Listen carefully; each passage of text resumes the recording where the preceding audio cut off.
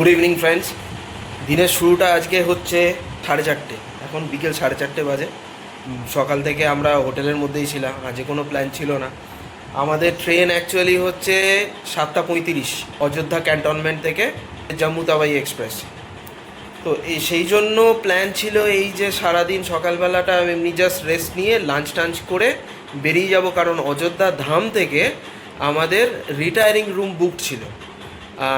সেখানে থেকে 3টে থেকে 6টা অবধি থেকে তারপর অযোধ্যা ক্যান্টনমেন্ট চলে যাব, ওখান থেকে ট্রেন ধরবো।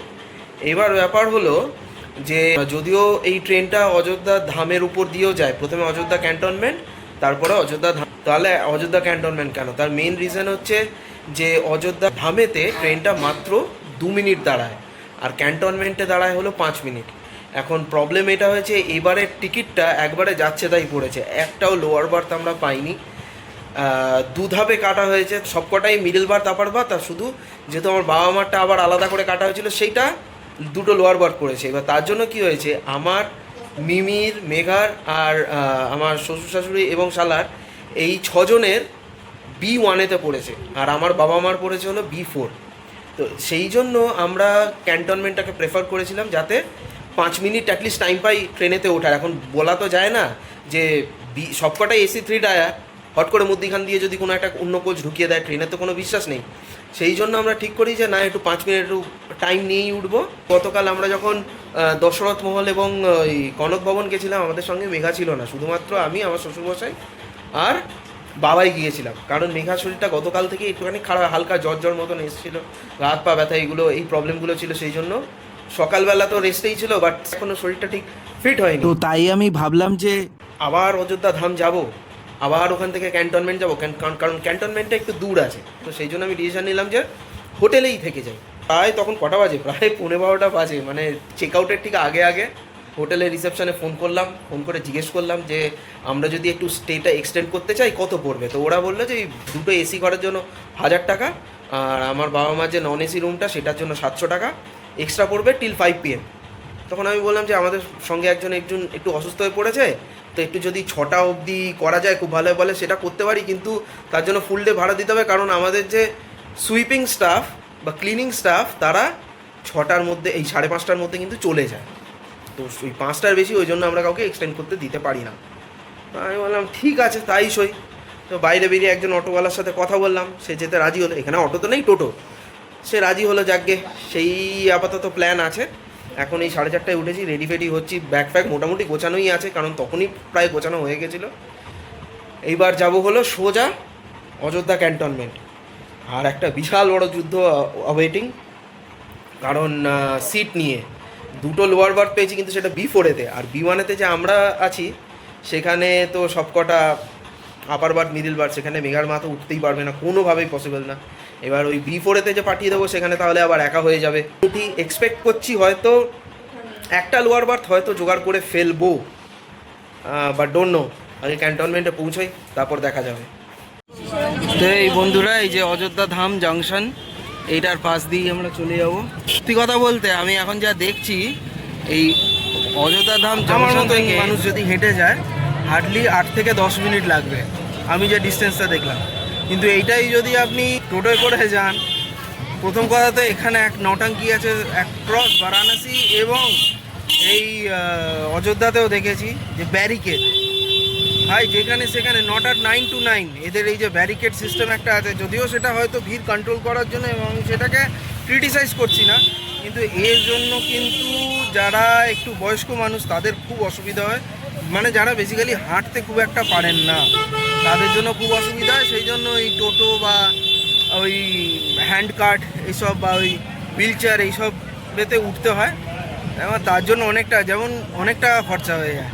যেমন এই থেকে অযোধ্যা ধাম জংশন থেকে, যেটা আমি বললাম, হেঁটে হয়তো 8 থেকে 10 মিনিট হেঁটে লাগবে ভিতরের রাস্তা দিয়ে আমাদের হোটেল পৌঁছোতে। অ্যাটলিস্ট আমি হাঁটলে গ্যারেন্টি দিয়ে বলছি 10 থেকে 12 মিনিটের মধ্যে আমি পৌঁছে যাবো। সেই ডিস্টেন্সটা আমার অনেক ঘুরিয়ে আসতে হয়েছে, যেহেতু ব্যারিকেডস থাকে বলে। সেই ডিস্টেন্সটা কভার করতে টোটোতে আমার 500 টাকা খরচা হয়েছে। ও বলেছিল যে আমি ব্যারিকেড অবধি ছেড়ে দেবো 150 টাকা করে, তো কিছু করার নেই, তখন আমায় দিতেই হয়েছে। এখন যখন রাস্তাটা চিনে গেছি, বেসিক্যালি খুবই ইজি, হেঁটে যাওয়াটা খুবই ইজি, কিন্তু সঙ্গে বয়স্ক মানুষ থাকে, মানে গাড়ি নেওয়ার একটা ব্যাপার হয়েই থাকে। এবং এখানে এই ব্যারিকেডিংয়ের জন্য এই টোটোদের উপর ডিপেন্ডেন্ট হয়ে পড়তে হয়, আর এরা যাতা ভাড়া চায়ও বটে। আর এই যে ব্যাটারি কার কিন্তু সমস্ত জায়গায় চলে না, যেগুলো গভর্নমেন্ট রেগুলেটেড সেইগুলো চলে হলো ওই লতা মঙ্গেশকর চক, তারপরে আসে হলো আপনাদের হনুমানগড়ি, তারপরে আসে হলো অযোধ্যা ধাম মন্দির, তারপরে আরেকটা জায়গায়। এইটুকুর মধ্যেই চলে 20 টাকা, সে যেখানেই যান, ছোট ডিস্টেন্স হোক লম্বা ডিস্টেন্স হোক, পুরোটাই 20 টাকা করে পার হেড। এইটা হচ্ছে ব্যাটারি কারের মানে ফান্ডা। ভেতরে কিন্তু কোনো ব্যাটারি কার চলে না। এই যে আজকে যেমন আমাদের সাথে হলো, ও ব্যারিকেডের জন্য আমাদের টোটো দুটো ওই ব্যারিকেডের বাইরে দাঁড়িয়েছিল। এবার আমাদের গিয়ে এতজনের লাগেজ নিয়ে আনতে হয়েছে। আস্তে আস্তে ওখানে আবার পুলিশ, ওখানে যানজট প্রচুর হয়েছে, ব্যাস পুলিশ বলেছে ওকে সরিয়ে নিয়ে যাও, সে আবার দূরে সরিয়ে নিয়ে গেছে। তার জন্য আবার আরেকজন টোটোওয়ালা ততক্ষণে চলে গেছে, যেহেতু অনেক জ্যাম হচ্ছে বলে। এখন অনেক কষ্ট সৃষ্টে ওখানে জ্যাম ক্লিয়ার করে উঠলাম, মিনিট 15 দাঁড়াতে হলো ওখানে, দ্যাট ইজ ফাইন। আর এখানকার অলিগলি হচ্ছে প্রচণ্ড সরু, যেটা বলছিলাম যানজট কিন্তু এখানে very well maintained on the main road, মানে হনুমানগড়ির সামনেটা প্রচণ্ড ওয়েল মেনটেন্ড। আমি ওখানে এখনও অবধি জ্যাম হতে দেখিনি। বা আমাদের অযোধ্যা রাম মন্দিরের সামনেটা প্রচণ্ডভাবে ওয়েল মেনটেন, মানে কোথাও এক ফোঁটা জ্যাম হয় না। হয়তো এইসব রুলস অ্যান্ড রেগুলেশনসের জন্যই হয়, তো কিছু পেতে হলে কিছু দিতে তো হবেই, তো এইটা একটা ব্যাপার। ঠিক আছে, I will take that with a pinch of salt. Hello, এখন আপাতত সময় হচ্ছে 5টা 31, বলছে 40 মিনিট মতন লাগবে, তো আশা করছি 6টার মধ্যে আমরা অযোধ্যা ক্যান্টনমেন্ট পৌঁছে যাব। তারপর হচ্ছে আসল যুদ্ধ, দেখি ট্রেনের সিট কি ম্যানেজ করতে পারি, তারপর দেখব। অযোধ্যা ক্যান্টনমেন্ট স্টেশন, ছোট স্টেশন। অযোধ্যা ধাম যেমন বিশাল বড়, তবে এই যে এখানে আছে হলো কি entry, enquiry, retiring room, refreshment room, first class waiting rooms, platform সবই আছে। তবে জানি না বুক করার সময় আমাদের কেন এখানে রিটায়ারিং রুম দিল না, আমি বুঝতে পারলাম না। যাকগে, হয়তো সব কটা বুক হয়ে গেছিলো। দুঃখের খবর হলো ট্রেনের স্টেটাস দেখছিলাম প্রায় 1 ঘন্টা মতন ডিলেতে আছে। ওহ, এই ট্রেনের ডিলে। যাই হোক, ভেতরে এখন ঢুকি, কোন প্ল্যাটফর্ম থেকে ছাড়বে সেটা দেখি, তারপরে ভাববো কী করবো না করবো। এই যে বন্ধুরা দেখুন, ট্রেন দিয়েও দিয়েছে, মানে আসেনি আর কি, অ্যানাউন্স হয়েছে কলকাতা এক্সপ্রেস অ্যারাইভাল 01 7টা 30, আবার জম্মু তাবি কলকাতা স্টেশন। চলুন এবারে 1 নম্বর প্ল্যাটফর্ম কোনটা, এটাই সিমস লাইক। হ্যাঁ হ্যাঁ হ্যাঁ হ্যাঁ, AYC PF1। এবার একটা ভালো জায়গা খুঁজতে হবে। ওরা প্ল্যাটফর্মের একদম শুরুর দিকে আছে রিটায়ারিং রুম, কিন্তু এই যে তালা মারা, এই আবার একটা রিটায়ারিং রুম, তালা মারা।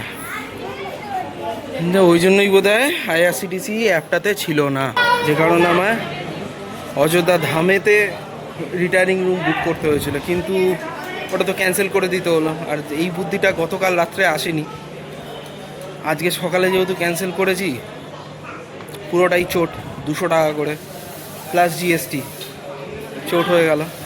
যাকে ঠিক আছে, এখন এখান থেকে ভালোভাবে উঠতে পারলে হয়। দেখি, এমনিতে মোটামুটি সমস্ত সুবিধাই আছে, AC ওয়েটিং হলও আছে, জলের প্রচুর জায়গা আছে, সব কিছুই আছে। বন্ধুরা সময় এখন 8টা, ট্রেন 1 ঘন্টা 32 মিনিট লেট। ওরে বাপ রে বাপ, প্রচণ্ড মশা। এখনও একটা স্টেশন আসবে, তারপরে অযোধ্যা ক্যান্টনমেন্ট ঢুকবে, তো এক্সপেক্টেড 8টা 35-এ ট্রেনটা আসবে। বসে আছি এখানে, এমনিতে স্টেশন পুরো ফাঁকা, স্টেশন চত্বর দেখছেন এরকম লোকজন কেউ নেই, মোটামুটি ফাঁকাই।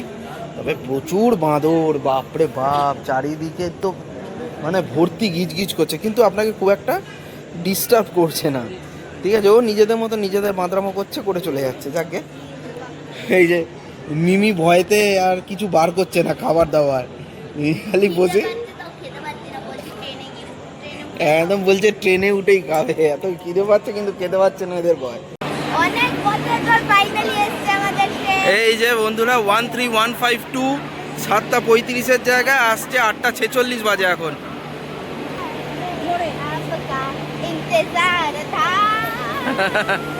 চলে এবার আসল যুদ্ধ, যে করেই হোক একটা লোয়ার বার জোগাড় করতে হবে।